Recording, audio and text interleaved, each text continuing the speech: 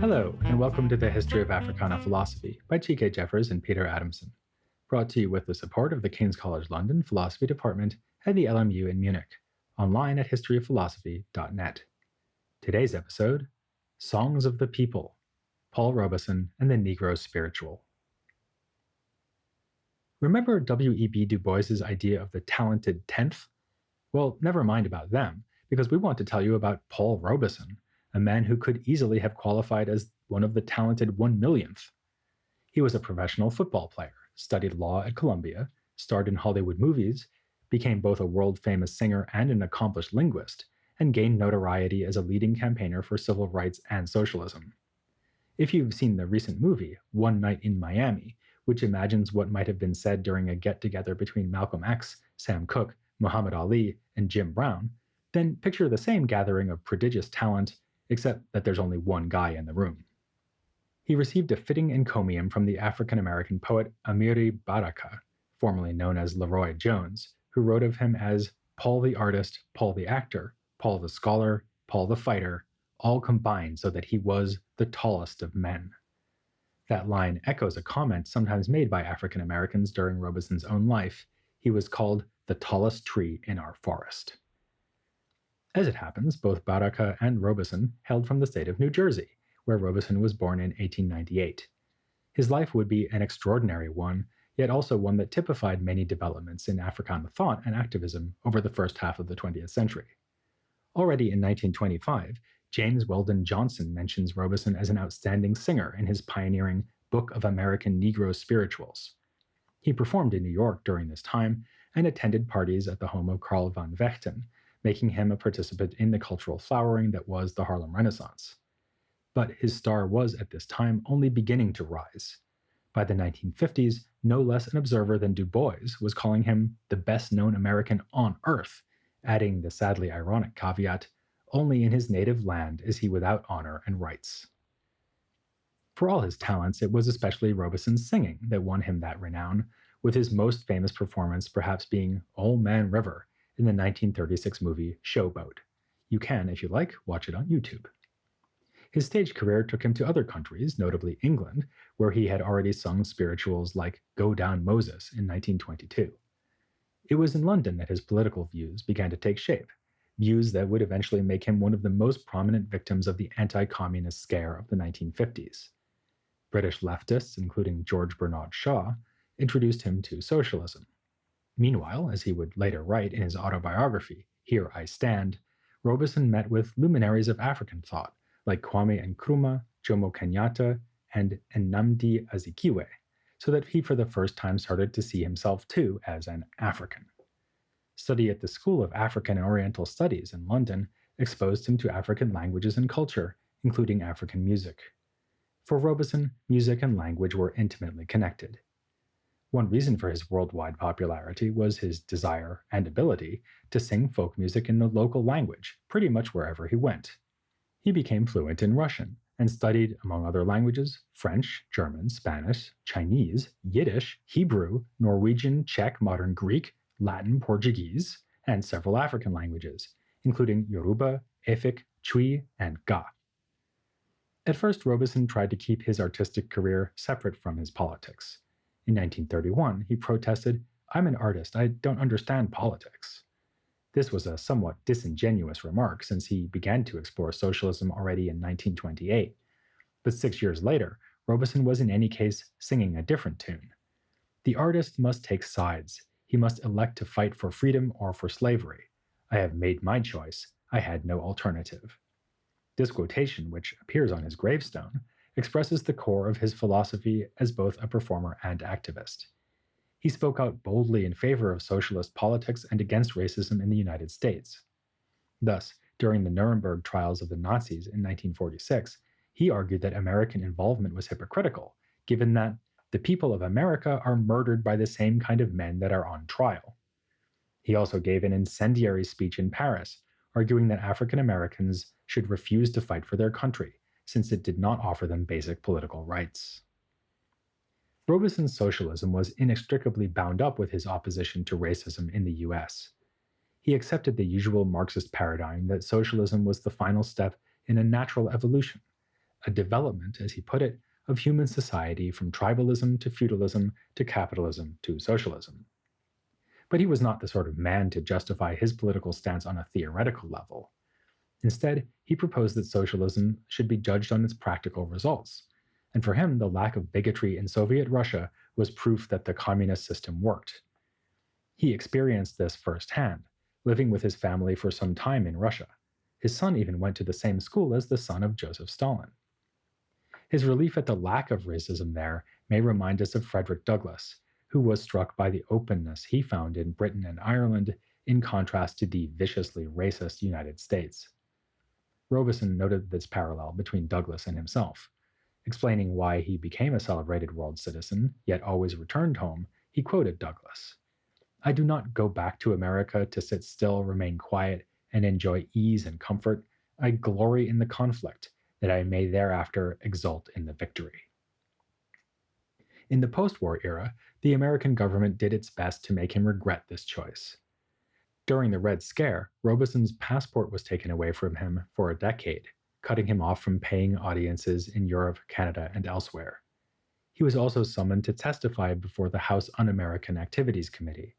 When a congressman demanded to know why Robeson had not just stayed in Russia if he liked it so much, Robeson said, "My father was a slave, and my people died to build this country, and I am going to stay here and have a part of it just like you, and no fascist-minded people will drive me from it. Is that clear?"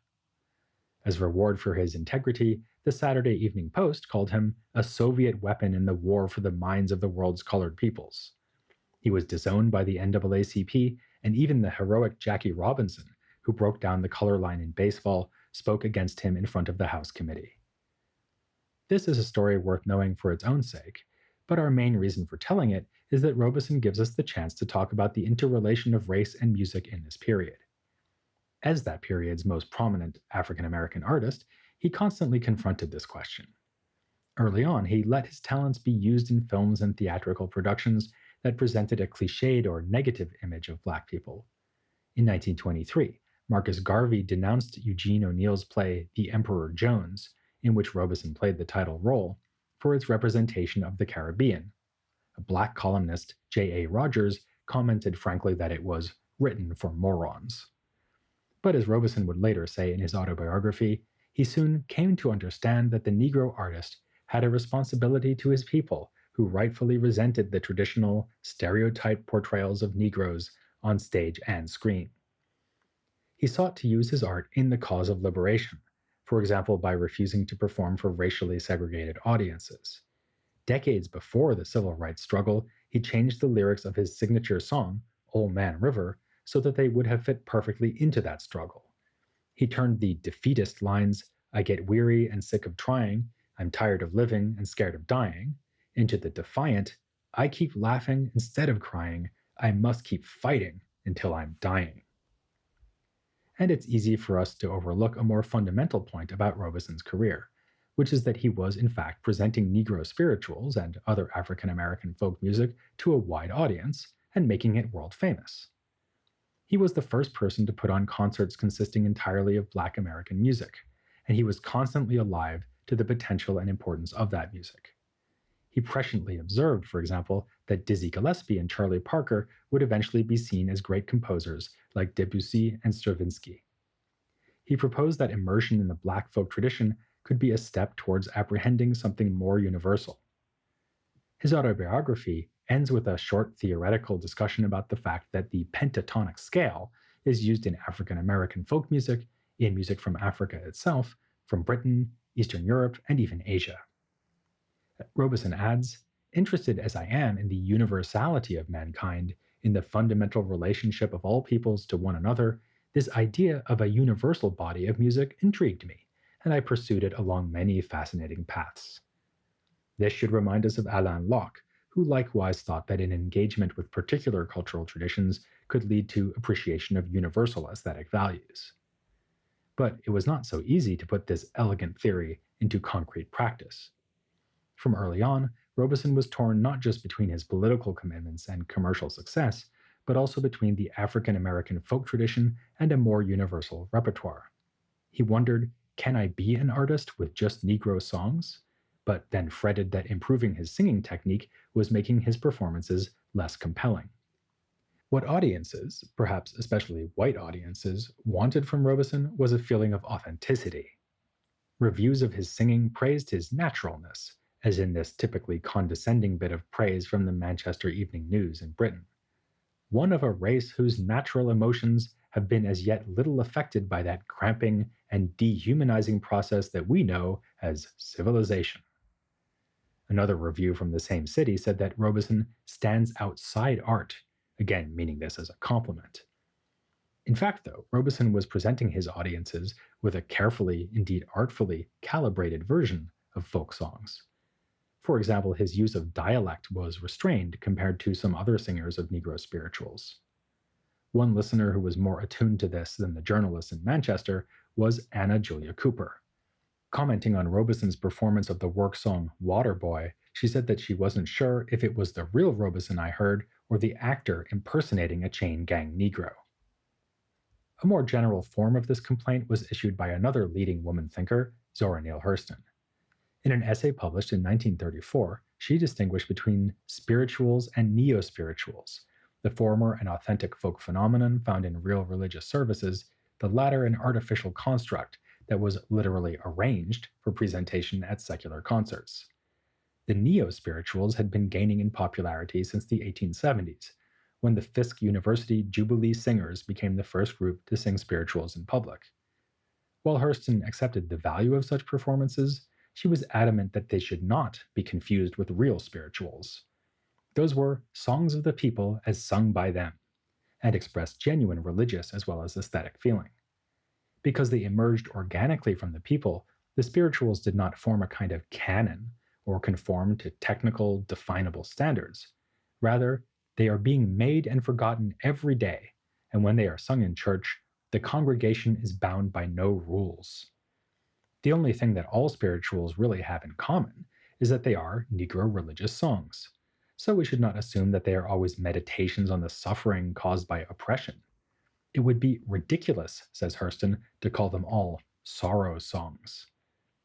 This was a barb aimed in the direction of Du Bois, whose masterpiece, The Souls of Black Folk, ends with a chapter about spirituals entitled, you guessed it, Of the Sorrow Songs. Music is at the front of Du Bois's mind throughout the whole book. Each chapter has a spiritual as part of its epigraph, using the kind of notation you see in sheet music. For Du Bois, the Negro spirituals were the articulate message of the slave to the world, laments that contained within them a more hopeful message, namely that sometime, somewhere, men will judge men by their souls and not by their skins. Subsequently, there had been a further development of the musical form. Just as the slave songs had their roots in African music, so modern spirituals, as you could hear from a singer like Robeson, were an African American folk form blended with elements taken from European music. Du Bois was not alone in making this observation. Alain Locke said that spirituals have two parent cultures, namely Negro folk music and Protestant Christian hymns.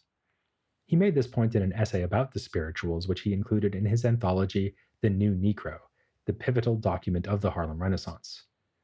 Consistently with his general aesthetic theory, Locke welcomed the idea that spirituals had become a fusion of folk music with extraneous influences. He saw them as a classic folk expression that had been transformed into something new with a more universal appeal. Thus, while it was important to ensure that the original spirituals not be lost to the mists of time, it was equally important to let them develop further. Locke put it like this: while the preservation of the original folk forms is for the moment the most pressing necessity, an inevitable art development awaits them, as in the past it has awaited all other great folk music. Actually, Locke believed that this development had already happened, or at least started to happen. As shown by the rapturous reception received by artists like Robeson, the spirituals were folk art that had achieved a kind of universality. Here it would be worth recalling something else about his theory of value, namely that he counted religious feeling as a universal value that manifests itself in different ways among different groups. So Locke might respond to Hurston and her emphasis on the religious setting of the authentic spiritual that religiosity remained part of the arranged spiritual, even when performed in the very different context of a New York concert hall. Indeed, that very emotional content would help it appeal to an audience beyond its original creators. The spirituals could thus be not just songs of a people, but songs for all people. The hybrid nature of the spirituals is also discussed in what may be the most famous essay on the topic from the time of the Harlem Renaissance. It appeared as the preface to James Weldon Johnson's aforementioned Book of American Negro Spirituals. Johnson saw the spiritual as a marriage between traditional African music and Christian piety, which offered solace in the face of great suffering. This meant combining rhythm, which for Johnson is the key element of African music, to melody, the signature feature of European music.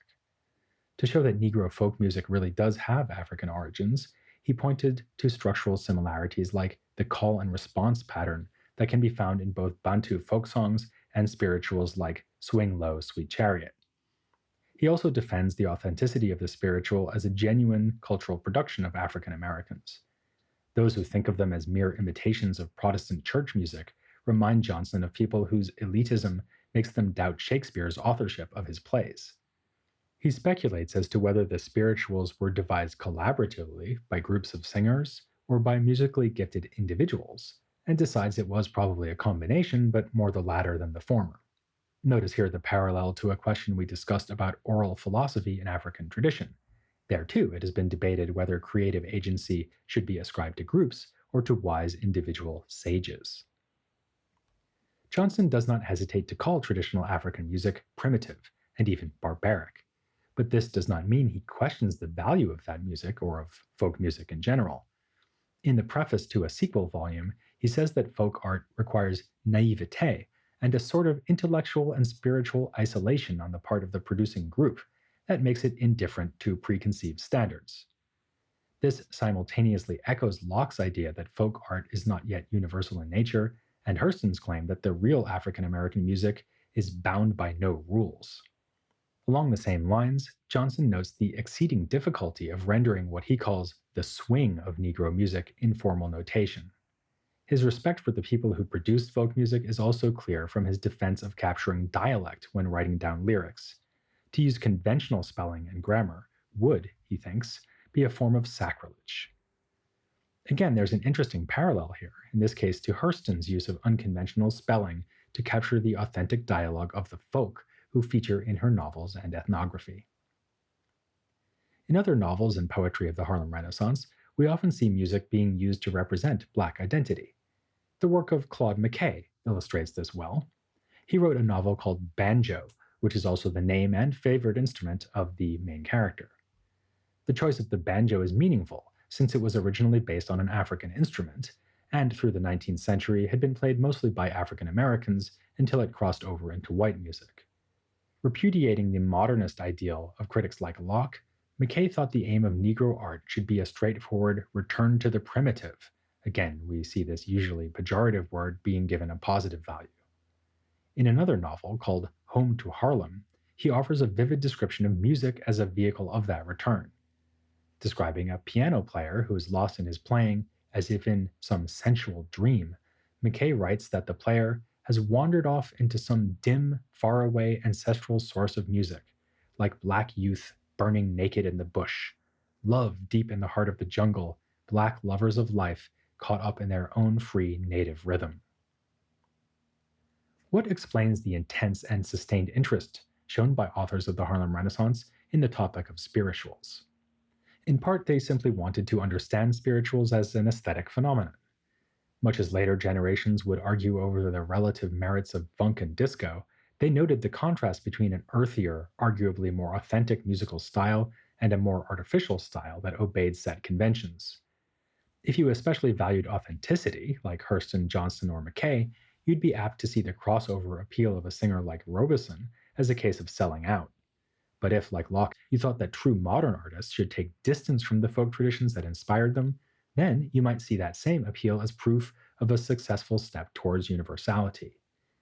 Robeson himself chose to embrace universalism in both his art and his politics, singing folk songs in many languages and outspokenly decrying oppression wherever it arose, regardless of what he called national units. As we've seen, He believed that political issues could not be separated from aesthetic ones. Which brings us to another reason for the fascination of spirituals during the Harlem Renaissance. They were a concrete example of much that was being debated in Africana thought at the time. Were diasporic peoples of African heritage, in fact, Africans, who should be looking to the motherland to find their true identity, as Garvey proposed? Or should they take inspiration from African culture, but learn from Western culture, as Locke argued, seeking cultural integration rather than emigration? Leading intellectuals like Du Bois, Locke, Hurston, Robeson, and Johnson were not the only ones to see music as a central occasion for raising such questions. In the 1938 issue of the popular journal Negro History Bulletin, founded by Carter G. Woodson, there's an article by schoolteacher Lillian Duckett. She describes how she got children in Washington, D.C. to consider music as an example of Negro contributions to the world. She provides a list of questions the children themselves suggested, and their questions seem to have been the right ones. How did the spirituals arise? Why are spirituals important today? Why should we appreciate these folk songs? And how much did the music of the past influence the music of today? This episode has been, if you will, the last movement in our symphony of episodes on the Harlem Renaissance, while also giving us a glimpse of later historical developments, as with Robeson's confrontation with political persecution in 1950s America. Soon, we'll move on to consider another artistic and intellectual event that was in part inspired by the Harlem Renaissance, the so-called Negritude movement, led by Aimé Césaire and Léopold Senghor. But first, we want to return to the story of a man whose influence has been a leitmotif over the last episodes, though he has rarely been the main theme. Thanks to his longevity, the career of W.E.B. Du Bois spanned numerous generations of Africana thought, beginning when Booker T. Washington was the leading race activist in America, and ending with Du Bois's death in 1963, when that title had passed to Martin Luther King Jr. For quite a bit of the intervening period, the outstanding leader of the race was none other than Du Bois himself. So tune in to hear about his contributions from the 1920s onward, next time on The History of Africana Philosophy.